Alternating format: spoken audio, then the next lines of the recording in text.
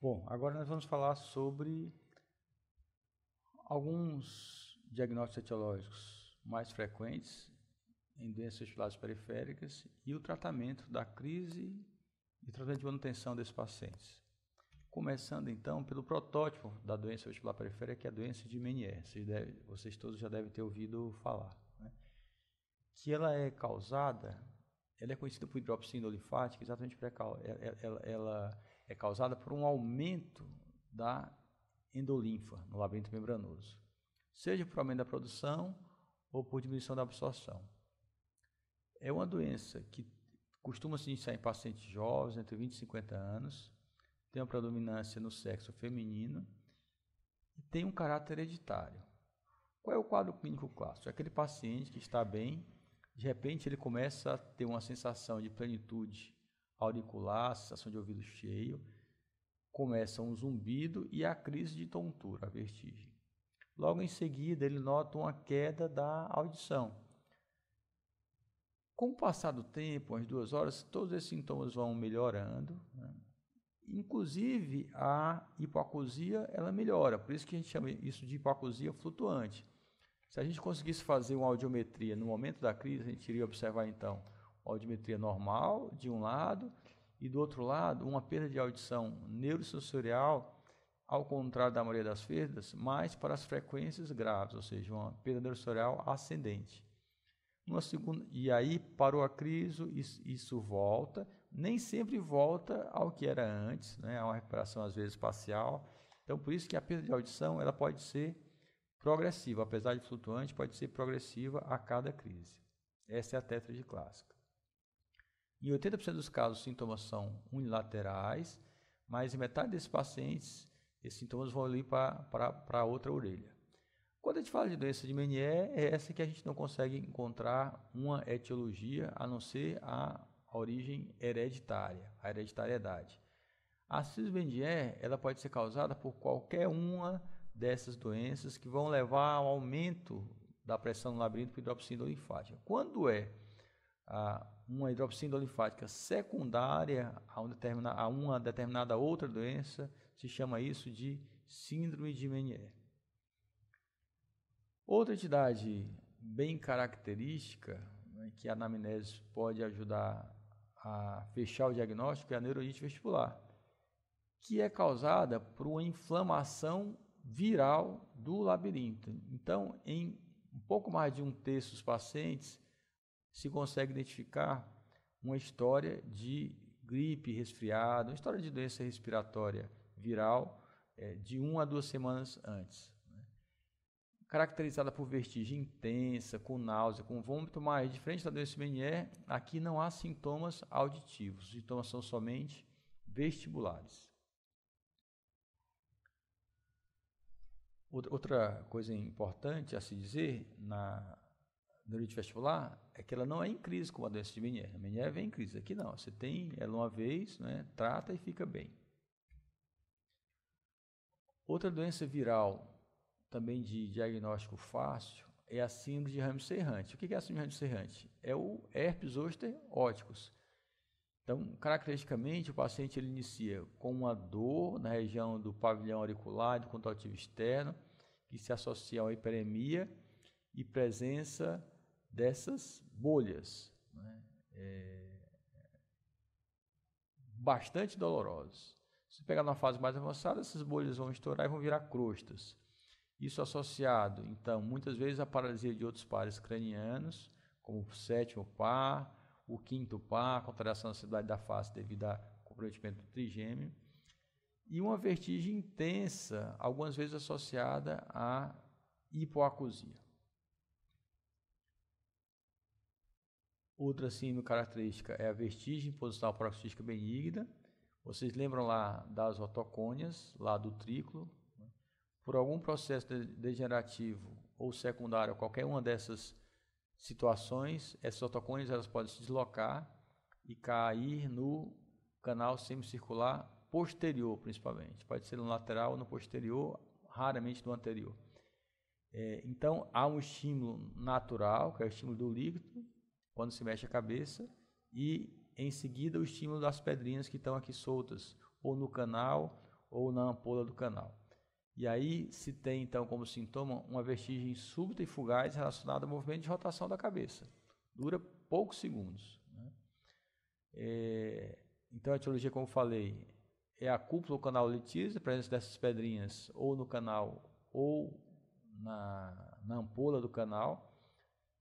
E aí algumas situações como TCE, cirurgia otológica, infecção de orelha interna, infarto vestibular ou mesmo degeneração senil podem levar à situação.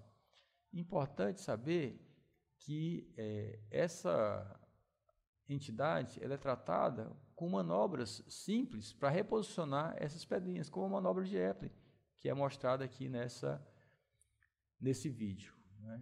Então, na manobra de Epley, o paciente ele sai de uma posição sentada, vamos retomar o vídeo aqui, gira-se a cabeça 45 graus, desencadeia o sintoma, aqui ele foi positivo para a direita, depois você vira a cabeça para o lado contrário ao sintoma e depois o corpo. Cada passo desse com intervalo de mais ou menos 1 a 2 minutos. E depois levanta o paciente e pode repetir isso semanalmente, 2, 3 vezes, até que essas pedrinhas elas consigam ser reposicionadas completamente e o sintoma, quase que milagrosamente, ele desaparece. Lembrar então das drogas, muitas delas de uso corrente, anti-inflamatórios hormonais, antihipertensivos, anticoncepcionais, são drogas que podem atingir o sistema vestibular, causando o sintoma de tontura, e drogas que são ototóxicas, diretamente ototóxicas, menos utilizadas, como os aminoglicosídeos, né? E os diuréticos. Furosemida é bastante usada ainda, mas esse tem um efeito ototóxico transitório. Você suspende a medicação e o sintoma desaparece. Lembrar do TCE, que pode levar a uma fratura do osso temporal e fratura do labirinto, que aí se viria através de uma tomografia, ou mesmo a concussão labiríntica sem fratura pode levar à tontura. É muito comum um paciente que teve um TCE permanecer algum tempo depois com sintoma de tontura. E o trauma labiríntico iatrogênico, numa cirurgia otológica, por exemplo, que pode levar a lesões do canal semicircular horizontal, lesões da janela oval, numa estapedotomia, e aí isso ser causa de tontura por um período no pós-operatório. A surdez súbita é outra entidade clínica que é caracterizada por uma perda súbita de audição que se instala no período de até 3 dias, geralmente unilateral e em 20% dos casos associada à vertigem. Zumbido é outro sintoma muito comum que acompanha essa entidade.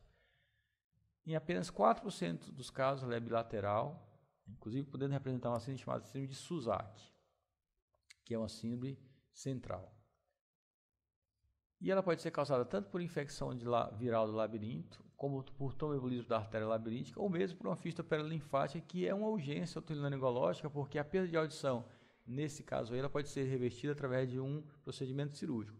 Então, toda vez que o paciente estiver fazendo uma manobra de valsalva, né, na academia, fazendo força, ou qualquer outra manobra de valsalva, e nesse momento houver uma perda de audição, eu tenho que suspeitar que esse paciente desenvolveu uma fístula perilinfática com extravasamento de perilinfa através da janela oval ou da janela redonda.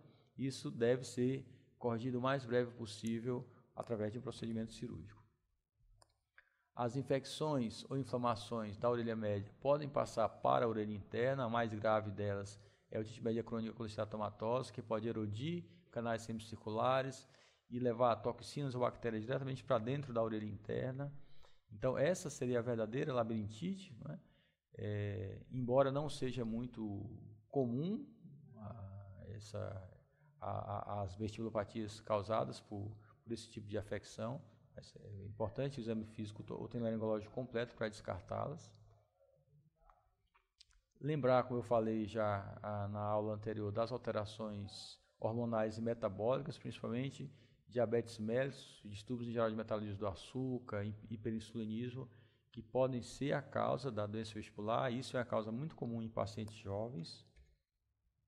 E não esquecer também que criança tem doença vestibular, né? Então, a criança, a síndrome mais comum na criança é a vestígio paroxística benigna da infância, que se caracteriza por uma vestígio de curta duração em crises. Então, às vezes é difícil de você fechar o diagnóstico da criança muito pequena, mas aquela criança que começa a andar e de repente começa a cair muito, ou perde a concentração na sala, por baixo rendimento escolar. Você nota que a criança está na sua cadeirinha lá na escola e começa a suar frio, né? A ficar pálido, né? Mostrando aí os sintomas vagais associados à doença vestibular. Ou então a própria criança referindo que está tonta. Você desconfia dessa doença, então, quando existe associação na família com migrânia, ou seja, quando existe uma história familiar com enxaqueca. Então, a maioria dessas crianças vão desenvolver enxaqueca numa fase mais avançada de sua vida. E o diagnóstico diferencial principal das doenças periféricas que tem que ser feito é o schwannoma vestibular. Os tumores de fossa posterior em geral, mas a grande maioria deles vai ser schwannoma vestibular, que vai dar uma hipoacusia unilateral progressiva, zumbido e tontura, muito parecidos com a síndrome de Meniere, embora no caso de schwannoma isso seja uma coisa mais insidiosa, mais progressiva e não se manifeste em crise. Bom, mas aí chegou um paciente, você está no atendimento de urgência e ele chega com esses sintomas de tontura giratória, com náusea, vômito, sudorese fria, e aí você dá o diagnóstico de uma crise vestibular. O que você vai fazer para esse paciente? Na quase totalidade dos casos, você vai conseguir tirar o paciente da crise com essas medicações. Faz a metoclopramida IM ou IV até de 8 a 8 horas, que tem um efeito antiemético e também um efeito antivertiginoso, e associa o dimetidrato, 50 mg de IM ou IV até de 8 a 8 horas, que também vai ter um efeito antiemético, mas o efeito antivertiginoso é maior que o da metoclopramida. E dá um benzodiazepínico, né? Tudo isso no sentido de deprimir as funções vestibulares e fazer com que elas fiquem, os dois labirintos fiquem funcionando na mesma intensidade. Com isso, você vai tirar o paciente da crise na quase totalidade dos casos. Quando isso não funciona, o paciente você passou lá 24 horas observando o paciente, não consegue tirar da crise, você pode associar a esse tratamento a atropina, né? Obviamente, tomar cuidado com as contraindicações da atropina. E raramente, e eu confesso que nunca precisei fazer isso, quando a crise não resolve com a atropina, você chama um colega anestesista para fazer o droperidol, que é uma droga anestésica. Claro, obviamente, isso tem que ser feito em ambiente hospitalar, onde você possa garantir a via aérea do paciente. E aí você tem que mandar esse paciente para casa. O que você vai utilizar para casa para que esse paciente ele não retome, não tenha recrudescência dos sintomas? Então, é importante fazer uma droga de manutenção, e aí o tempo é muito variável, depende de cada caso, de cada doença, mas eu diria que em média 2 meses de tratamento são suficientes e necessários para que o paciente tenha uma melhora mais continuada. E aí, a droga que se utiliza mais hoje é a betestina. A betestina, dada numa dose de 24 mg inicialmente de 12 em 12 horas, mas pode fazer até 48 mg de 8 em 8 horas. Com outras alternativas como a corderocrina, pentoxifina ou ginkgo que são drogas vasoativas. A sinalizina e a flunarizina também são drogas muito boas, baratas, mas que devem ser utilizadas com cautela por conta dos efeitos extrapiramidais e sintomas de depressão que podem vir associados ao uso dessas drogas por tempo prolongado. Então, eu deixo essa prescrição por 2 meses, e aí é importante deixar também uma medicação sintomática para o paciente, assim, você vai usar a betestina de 12 em 12 horas, e se você tiver tontura, pode usar o dimetidrato de 4 em 4 horas, ou a mecolizina de 6 em 6 horas, como medicações associadas, essa de uso contínuo, ou essa, e essa aqui de uso intermitente, se sintoma. Quando os sintomas são muito intensos, se pode associar ainda um benzodiazepínico nos primeiros dias, né? E o que se tem mais estudos na literatura para doença vestibular é o clonazepam. E a dose mais utilizada é a dose de 0,5 miligrama por dia à noite, nos primeiros dias, para que esses sintomas eles desapareçam de forma mais rápida. Lembrar que o paciente ele deve também evitar erros alimentares, evitar excesso de açúcar, alimentos que estimulam ou deprimam o labirinto, como cafeína, xantinas, fumo, álcool. Incentivar a prática de exercícios físicos dentro do que ele possa realizar. Claro que num paciente de uma crise intensa, você não vai mandar andar de bicicleta, que ele pode cair e ser atropelado, né?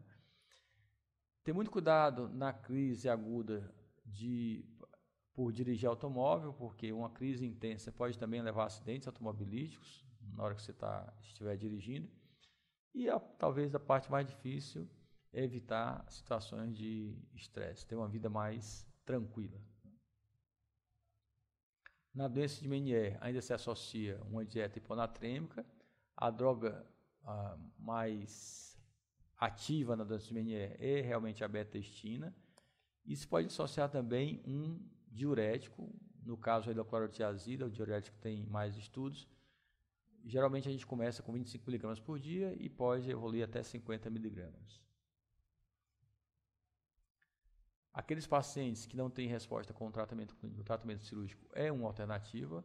E aí, o que se utiliza mais hoje é a gentamicina intratimpânica, que é colocada através de injeção, através de tubo de ventilação, para que aquele labirinto ele deixe de funcionar e haja uma compensação do sistema vestibular através dos núcleos vestibulares centrais, é uma compensação central da doença. Quando você, digamos assim, mata um labirinto, é uma compensação central e o paciente volta a ficar equilibrado depois. Ou cirurgias maiores, como as descompressões de saco endolinfático, para doença de Meniere, a neuroectomia vestibular, ou mesmo as labirintectomias. Então, em resumo,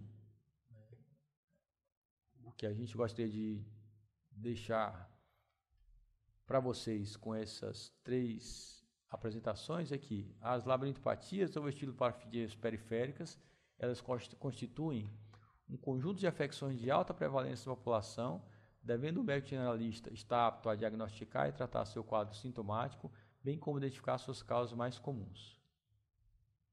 O manuseio clínico adequado das labirintopatias periféricas conduz a controle ou cura da afecção na quase totalidade das situações, ou seja, o certo seria o paciente chegar para você dizendo: doutor, eu tenho uma vestibulopatia periférica.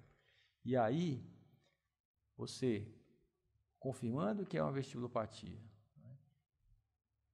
identificando se é uma vestibulopatia periférica ou central, e preferencialmente identificando a causa, você vai poder tratar esse paciente e curá-lo ou controlá-lo na grande maioria dos casos. Muito obrigado pela atenção de todos. Espero que vocês aproveitem bem as aulinhas do módulo de otorrino.